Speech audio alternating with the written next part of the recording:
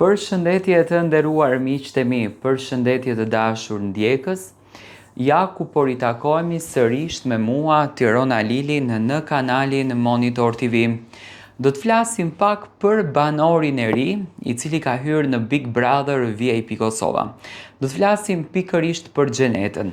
Hyrja e Xhenetës nuk ishte hyrje thjesht.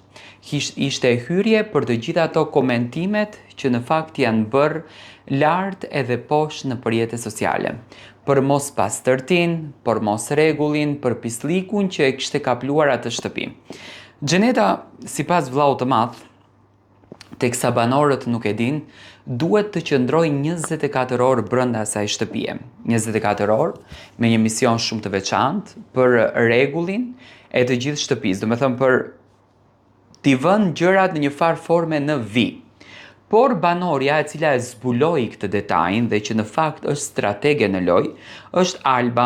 Alba, pas një debati që pati me Xhenetën, që mund të them publikisht që Xheneta nuk ja doli dot në debatin me Albën, domethënë Alba i kishte argumentet deri në fund dhe ishte prerë në ato që thonte, e zbuloi që Xheneta nuk është banore brenda shtëpisë, por është thjesht një banore e infiltruar vetëm për në lojë, që në kupton mund të qëndrojë 24 orë, mund të qëndrojë 2 ditë, edhe mund të largohet nga shtëpia, por nuk e ka statusin e banores.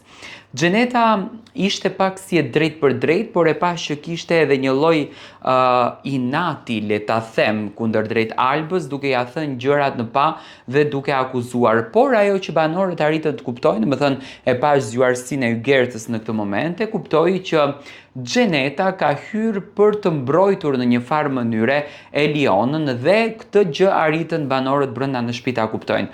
Xheneta siç duket ka hyrë për diskutime, normalisht edhe për klikime brenda asaj shtëpie, sepse ka klikime, jo që s'ka.